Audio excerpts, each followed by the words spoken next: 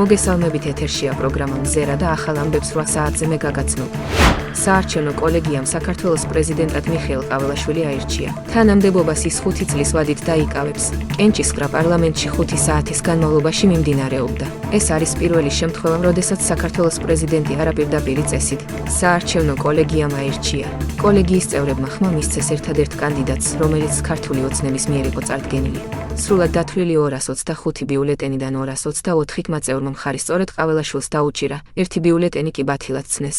საპრეზიდენტო კანდიდატს მიხეილ ყაველაშვილს ხმა არ მისცა აფხაზეთის უმაღლესი საბჭოს კვოტით წარმოდგენილმა ადამ არშანიამ, რომელმაც ღიად დააფიქსირა თავისი პოზიცია. ის წევრიდან 225-მა მიიღო მონაწილეობა და შესაბამისი შედეგების მიხედვით ერთი ბიულეტენი იყო ბათილი, ხოლო 224 იყო ნამდვილი ხმა, რომელიც მივიდა შესაბამის კანდიდატთან, რომლის თანახმადაც მიხეილ ყაველაშვილი არჩეული არის საქართველოს პრეზიდენტად.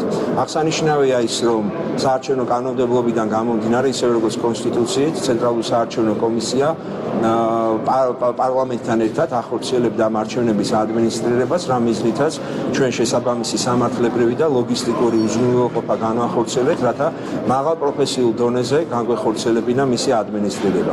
როგორც ვნახეთ და საზოგადოება თავად აკვირდებოდა პირდაპირ ტრანსლაციის გზით მთელი არჩევნების პროცესს, არჩევნებმა ჩაიარა შეფერხების გარეშე და საკმაოდ მაღალი ჩართულობით შეიძლება ითქვას, როდესაც 300-დან 225 კოლეგიის წევრი იღებს მონაწილეობას და ბუნებრივია დღესვე განხორციელდა პირველი ტურის შედეგების გათვალისწინებით შესაბამისი საარჩევნო პროცედურების ამოწურვა.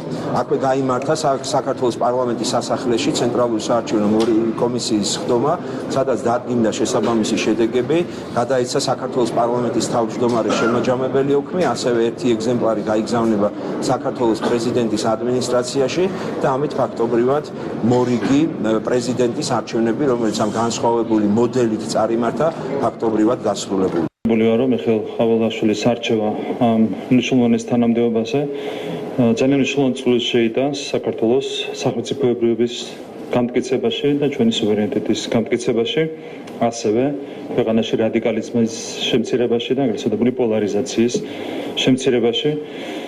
კიდევ ერთხელ მინდა აღვნიშნო, რაც არაერთხელ მithქვამ, სულ წელიწადზე მეტია საქართველოს არყოლია პატრიოტი და ფსიქიკურად და ფსიქოლოგიურად გაწონასწორებული პრეზიდენტი. ამ კუთხით მიხეილ ყაველაშვილის პრეზიდენტობა იქნება გარდამტეხი ცვლილება ჩვენი ქვეყნისთვის. პრეზიდენტის ინსტიტუტის მთავარი მისია არის ზრუნვა ქვეყნის გაერთიანებაზე, საზოგადოების გაერთიანებაზე. და თქვენ იცით, რომ ამ წლების განმავლობაში კონკრეტული ძალები, გარე ძალები პირველ რიგში პრეზიდენტის ინსტიტუტს სწორედ რომ საზოგადოების გასახლეჩად იყენებდნენ. ასევე პრეზიდენტის ინსტიტუტი გამოიყენებოდა იმისათვის, რომ დაესუსტებინათ ხელოვნურად ჩვენი კონსტიტუციური წესრიგი, ამისათვის სისტემატურად და სისტემურად ირღვეოდა სწორედ პრეზიდენტის გამოყენებით საქართველოს კონსტიტუცია საზოგადოების ნებისმიერ წარმომადგენელს, ნებისმიერ ფორმატში. იქნება საჯარო დისკუსია თუ არასაჯარო დისკუსია. მნიშვნელობა არ აქვს არსებითად არც შეხვედრის ადგილს, შეხვედრის დროს და ეს შემდეგ საზოგადოების ნებისმიერ წარმომადგენელს თავაზობ ასეთ ტიპის დისკუსიას, საჯაროს თუ არასაჯაროს. საზოგადოებასთან დიალოგი არის უნიშნულოვანესი. ჩვენ ვართ ხალხის მიერ არჩეული ხელისუფლება და ჩვენ უნდა ვესაუბროთ ხალხს. ის მთავარი კრიტერიუმი, რაც კი შეიძლება ყოფილიყო, ეს არის უღალატობა თავისი სამშობლოს და არა რომელიმე გუნდის თავისი სამშობლოს მიმართ და პატრიოტიზმი მიხეილ ყაველაშვილს თუ კი რაიმე თვისება გააჩნია უწინარესად ალბათ ამ თვისებაზე უნდა ვილაპარაკოთ. წინა პრეზიდენტებმა საპრეზიდენტო ინსტიტუტის მიმართ საპარლამენტო რესპუბლიკაში არასწორი აღქმები გააჩინეს. მაგალითად ჩვენ გვესმის კრიტიკა იმასთან დაკავშირებით, საგარეო მიმართულებით როგორ უნდა წარმოადგინოს ყაველაშვილი, მან ჯარის მთავარსარდალი როგორ უნდა ჯერთი ყველაფერი შეუძლია იყოს მისი პიროვნული და პროფესიონალური თვისებებიდან გამომდინარე. მაგრამ საერთოდ არ არის საგარეო პოლიტიკის წარმოება, მისი განსაზღვრა და წარმოება პრეზიდენტის საქმეს. პრეზიდენტი მხოლოდ იმ შემთხვევაში უნდა იყოს და იქნება წარმომადგენელი, როდესაც ამის სპეციალურ ნებართვას გასცემს საქართველოს მთავრობა.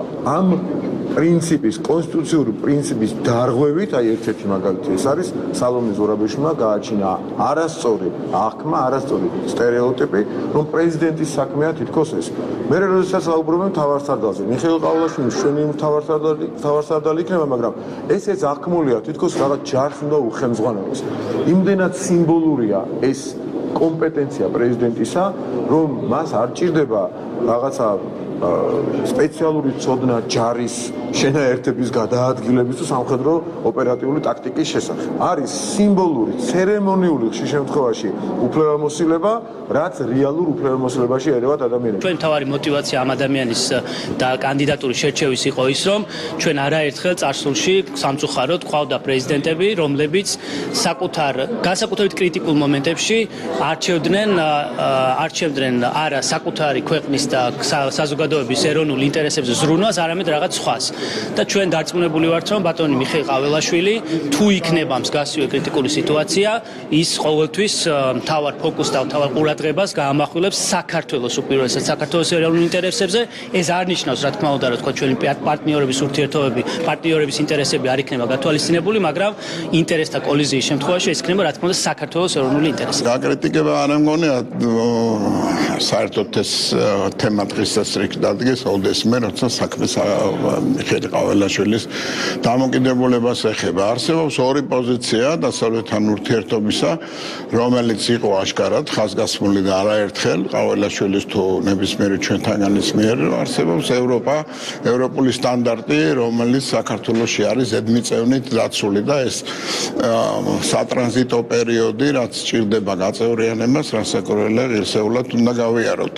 ღირსეულად და არა ცალფეხზე დგომით, როგორც ეს ფრთიანი ფრაზა შემოვიდა და არა მით უმეტეს მუხლებზე დაჭოქვით. და არსებობს მეორე ევროპული პოზიცია ბჭყალებში, რასაც ნამდვილად ვერ დავარქმევთ ევროპულს, რომელზეც საუბრობენ ადამიანები, ვინც სისხლი დაღვარა, აწამა, მოკლა, დახვრიტა, რუსეთს ჩააბარა ტერიტორიების 20%. დღევანდელი დღე კაფიოთ პოზიტიურად ჩაიწერება ჩვენი ქვეყნის ისტორიაში. მიხეილ ყაველაშვილი დაცამახსოვრებადი პრეზიდენტი ჩვენი საზოგადოებისთვის და მსოფლიოსთვის, მისი პოზიტიური, ეროვნული, გამორჩეულად პატრიოტული თვისებებიდან გამომდინარე, იმ მოცემულობიდან გამომდინარე, რაც მიხეილ ყაველაშვილს გააჩნია და ეს ყველამ ჩვენ ძალიან კარგად ვიცით.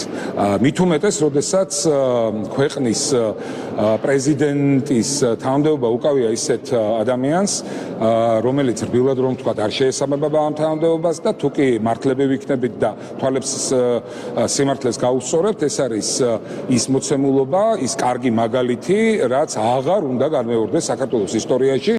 უკვე ყველანაირ ნორმას, კონსტიტუციის, კანონის, ადამიანური ეთიკის ნორმებს გადააბიჯა, ასე რომ ასეთი განცხადებები მისი მხრიდან გასაკვირი არ არის, თუმცა მე მოუწოდებ მას, რომ საქართველოს კანონმდებლობას დაემორჩილოს, როგორც მას, ისევე პრეზიდენტის ადმინისტრაციას.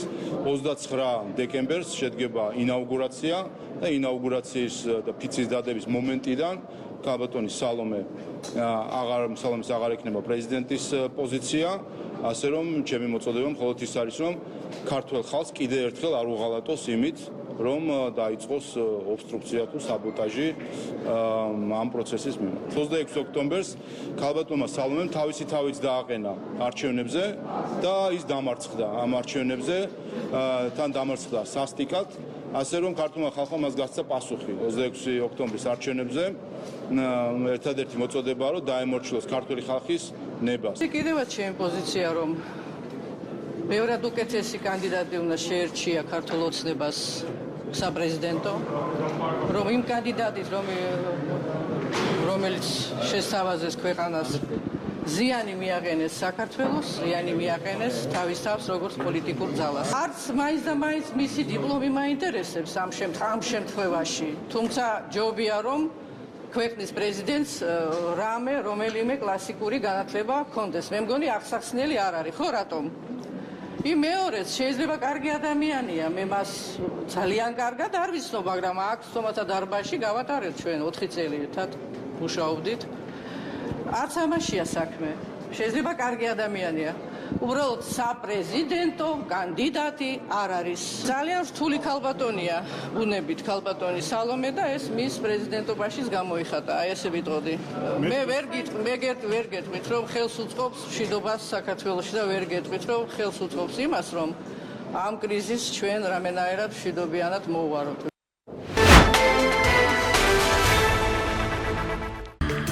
ვაკის სამების ტაძართან მრევლი შეიკრიბა.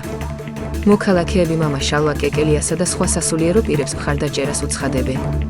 მრევლმა შეკრება მას შემდეგ გადაწყვიტა, რაც გუშინ სხვადასხვა სფეროს წარმომადგენლების მსვლელობისას აქციის მონაწილეები ტაძართან მივიდნენ და სასულიერო პირებთან შელაპარაკება მოხდა.